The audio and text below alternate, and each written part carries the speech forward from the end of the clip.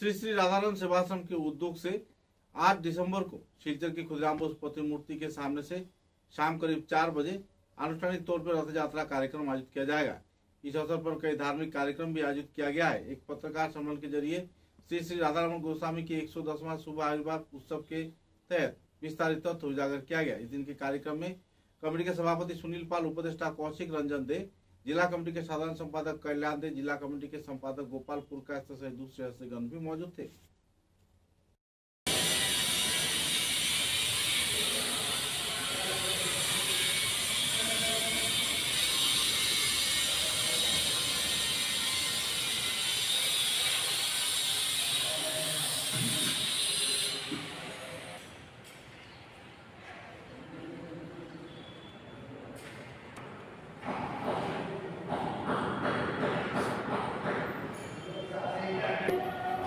উপস্থিতের মূল উদ্দেশ্য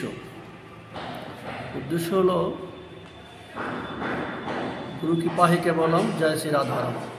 আজকে আমরা উপস্থিত হয়েছি শিলচর আশ্রমে।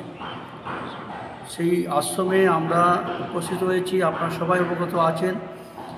আমাদের প্রভুপাদ পরম পূজনীয় করুণাময় শ্রী শ্রী রাধারমণ গোস্বামীজির 110তম আবির্ভাব উৎসব।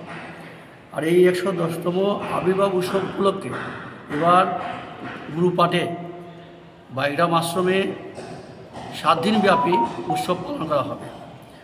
আর এই 7 দিনব্যাপী উৎসবের বিভিন্ন কার্যক্রম হাতে নেওয়া হয়েছে। এর মধ্যে আমাদের বিগত 1 ডিসেম্বর আমাদের প্রভুপাদের শ্রীরথ উত্তর পূর্বাঞ্চলের বিভিন্ন স্থান, পবিত্র স্থান, মন্দির, মঠ এবং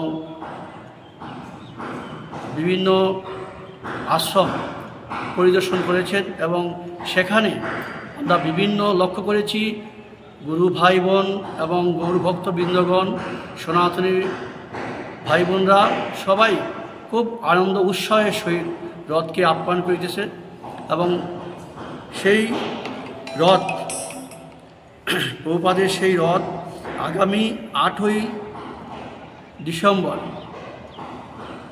ডিসেম্বর পরিক্রমার উদ্দেশ্যে শিলচর জেলা উপায়ুক্তের সম্মুখে